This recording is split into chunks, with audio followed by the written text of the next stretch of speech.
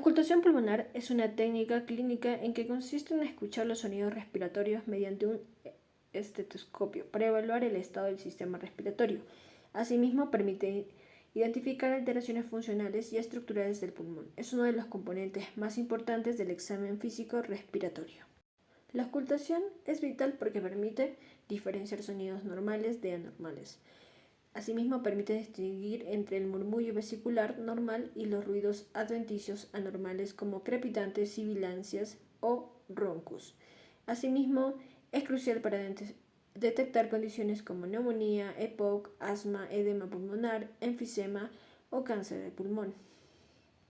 Por otro lado, daré a conocer sobre los ruidos respiratorios, en los cuales se clasifican en normales y anormales. Los ruidos normales o fisiológicos son murmullo vesicular, la cual es un sonido suave y de tono bajo, escuchando en la mayor parte del tórax durante la entrada de aire.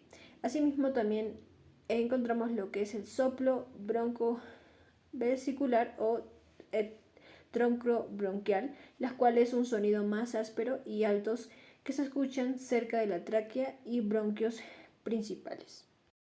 Asimismo, tenemos también los ruidos anormales o patológicos, que son el roce pleural, estridor, roncos, sibilancias y crepitaciones.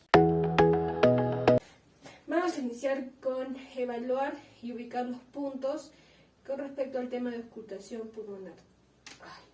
Dije al revés, ya. Para realizar la auscultación pulmonar vamos a ubicar en primer lugar los puntos de referencia. Para eso vamos a iniciar ubicando en la parte posterior lo que es el punto número 1 y punto número 2, que se encuentra a nivel de T1. Para ubicar el T1 vamos a ir al paciente que flexione y extienda. Cuando flexione y extienda vamos a encontrar lo que es el C7 y una vértebra más encontramos lo que es T1. Ahora el punto número 1 y el punto número 2 se va a encontrar, va a ser correspondiente al segmento apical posterior del lóbulo superior. Para ubicar el punto número 3 y 4, las cuales se va a encontrar a nivel de la vértebra T3, en las cuales corresponde el segmento ápico inferior del lóbulo inferior. Para encontrar el punto número 3 y punto número 4, a nivel de T3 vamos a ubicar lo que es la espina de la escápula, ¿ok?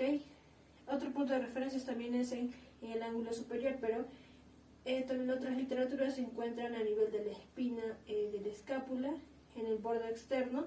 Seguimos la línea y vamos a encontrar lo que es T3 y T4.